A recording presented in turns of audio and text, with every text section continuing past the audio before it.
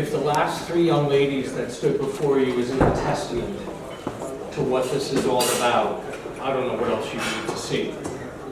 It's phenomenal, and it's right before your eyes. So let's keep this alive. It needs to be alive. It's doing wonderful work for everybody. Please contribute. Please continue everything you've been doing. It's so much appreciated, you can't imagine. Thank you so much.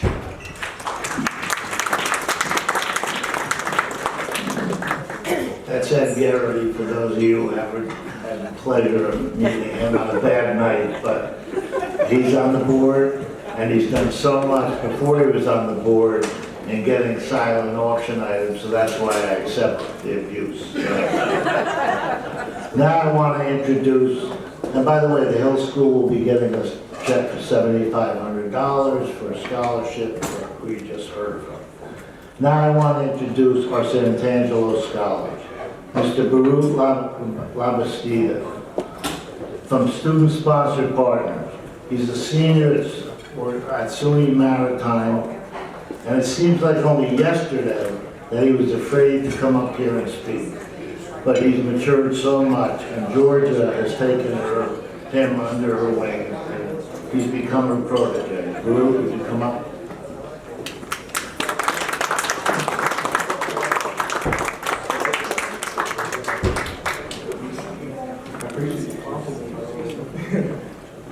Hey everyone, I hope all of you have a great time. I know I am with sushi rolls. I got the 2 plates of those. But before I start my little speech, I want to give my flowers and appreciation to not just Michael, but to Georgia and everyone in this room. Without you all, I really wouldn't be here and push myself forward into my life. And for all of you who don't know me, my name is Baruch Labastida. I'm attending SUNY Maritime College and I'm an engineer. Yikes. And over the summer, I attended an internship. I learned new skills and gained experience and knowledge, such as AutoCAD, and I really would have understood it or how to do it if I wasn't my mentors. So I really do appreciate it. And it made me reflect back on how I first came to college. I was just a nervous wreck and didn't know if I was going to continue on forward. But if I'm looking at myself now, I'm pretty proud of myself. And hopefully I can still stay strong. And thank you all for being here tonight.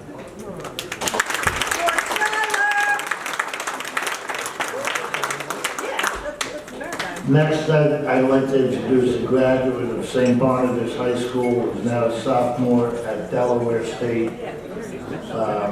It's another gift from student sponsors. Somehow she didn't receive the invite, Kate. I don't want to point fingers, but she called Georgia on her own a few days ago and said, "I know the event's in December.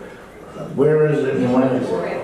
And those are the acts that completely blow me away and are the most important. My angel.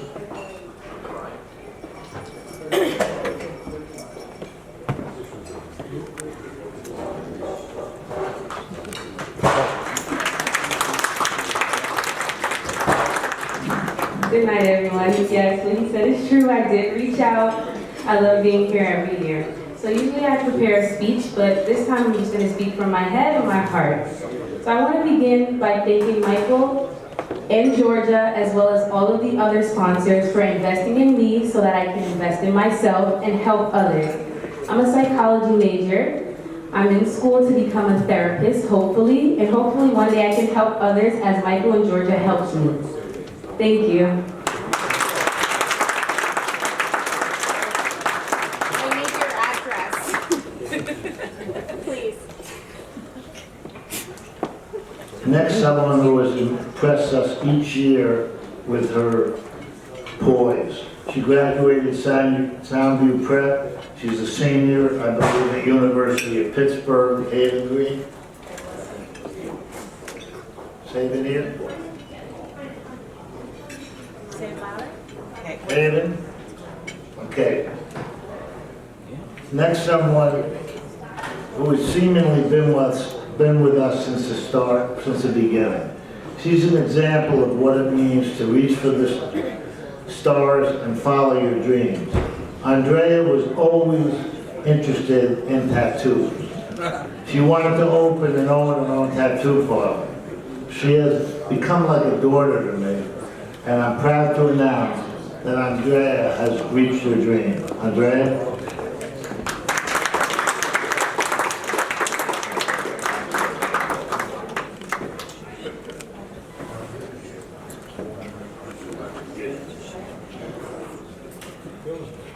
Hi everyone, for anyone who doesn't know me, like I said, I'm Andrea. I did have like a big speech prepared, but everyone's going to keep me short and sweet, so I'm going to do the same. First of all, I'd like to say I want to thank you to Michael and everyone here for continuing to show up every year and contributing to such a beautiful thing. If it wasn't for everyone in this room, I absolutely would not be where I am. And especially Michael and my parents, if I didn't have a support system like them, I wouldn't be here, let alone in my dream career. When Michael first met me, I was a very confused and struggling little girl, and he helped more than words can say. So just thank you, and so much love to everyone here. Have an amazing night.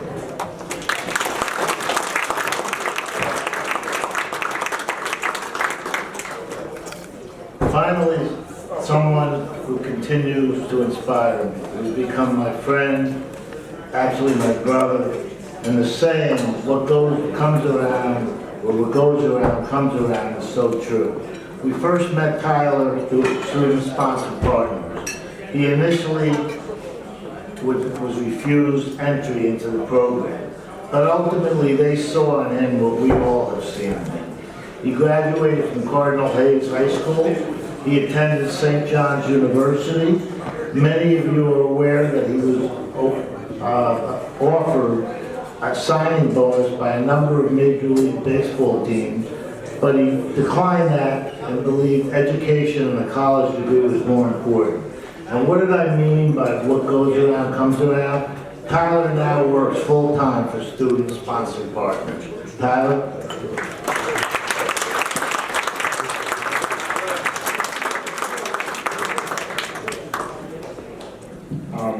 Hello everybody, I'm Tyler O'Shea, for those of you that are new.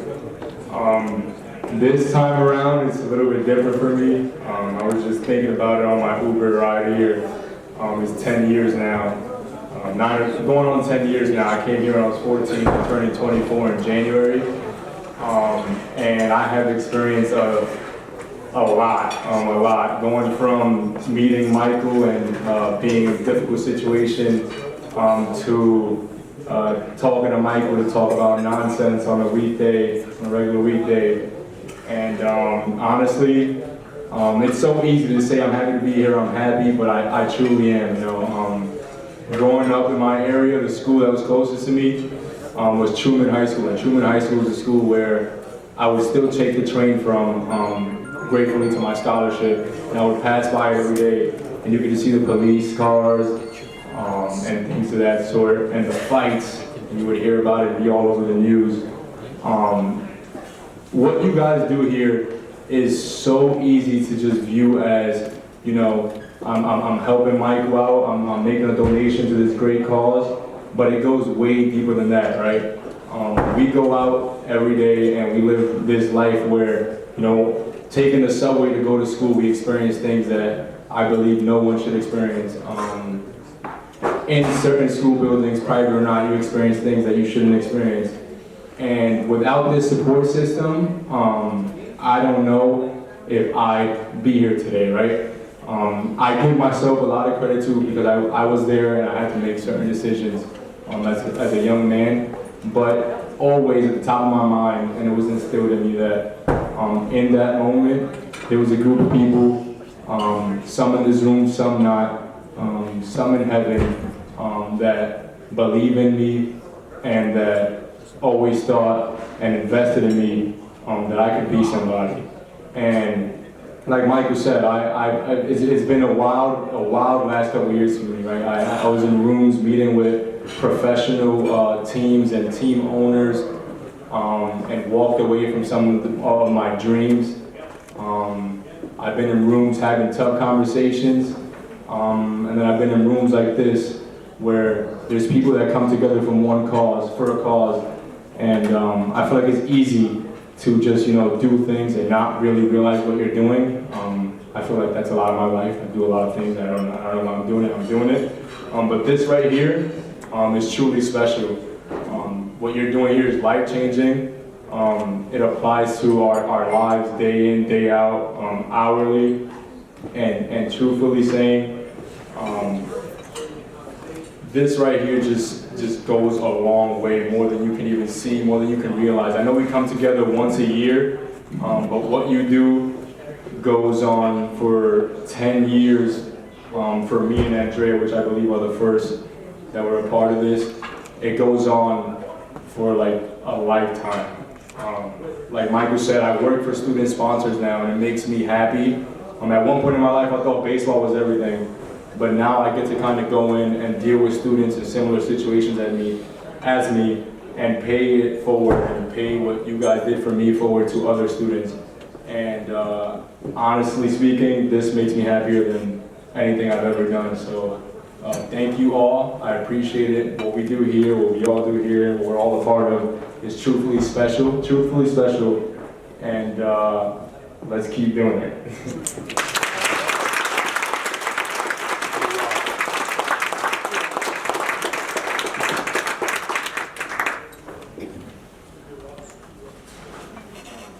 As you know, tonight event is to celebrate the life of Rod Porter. Rod was a major donor. He was a loving husband to my sister Georgia. He was my brother-in-law, and more importantly, my friend. First, I'd like to just briefly describe Rod the businessman. Rod, along with Georgia, were the founders of Southern Financial Bank, which became public in 1993. Rod served as the president and the CEO. Working alongside Georgia, and I do mean working alongside, when I would go in their office, a married couple would be face-to-face talking. I've never seen that before. And they grew the bank to over $1.5 billion in assets at the time of the sale in 2024. Now, most people who achieve that would have retired and stayed out of any type of business. But Rod and Georgia opened a second startup bank, Sona Bank, and finally in 2020 they retired. Now I want to talk about Rod the donor. Rod was passionate about the Michael G. Santangelo Jr. Scholarship Fund. He always reviewed the program before it would go out, and if he had this year, maybe we would have the right address here. But I don't know if any of you know the word STET, S-T-E-T, but I would prepare the program, and Rod would circle everything and make all kinds of marks and write STET. And I'd say, what does STET mean? He goes, it's good, leave it alone. Then why mark it up by yourself?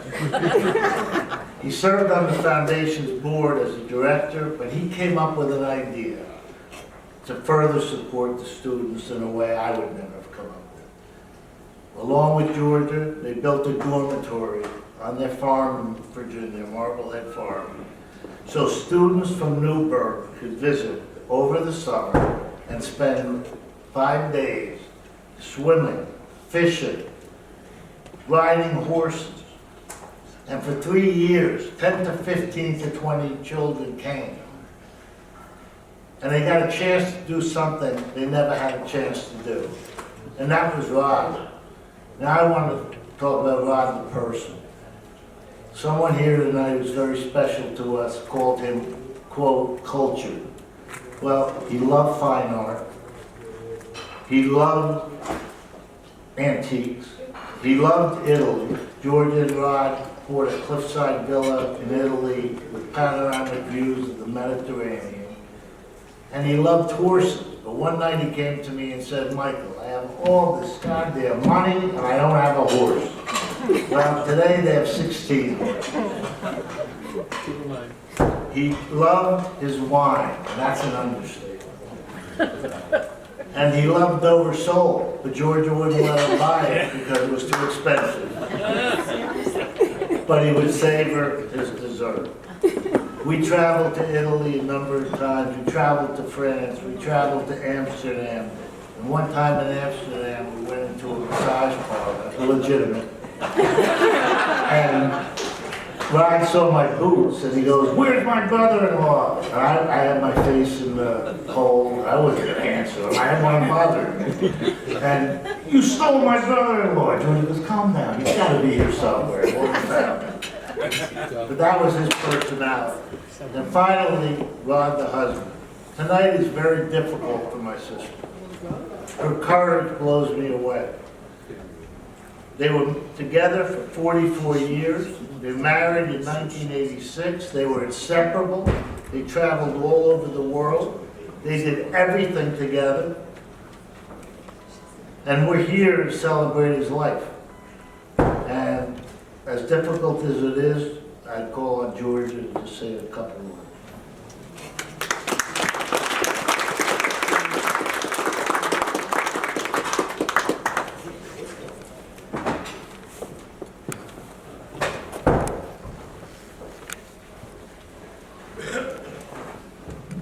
Well, as Michael said, Rod just thought the world of the foundation.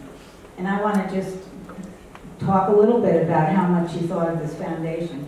But more importantly, I'd like to talk about how close he was to Michael Jr. And I think to express that, I need to tell you a story. We were traveling to Italy several years ago, and we were sitting at dinner, and it was Michael Jr., Michael Sr., Rod, myself. And I used to love to give Rod a hard time. And I started to make fun of something he had done that day.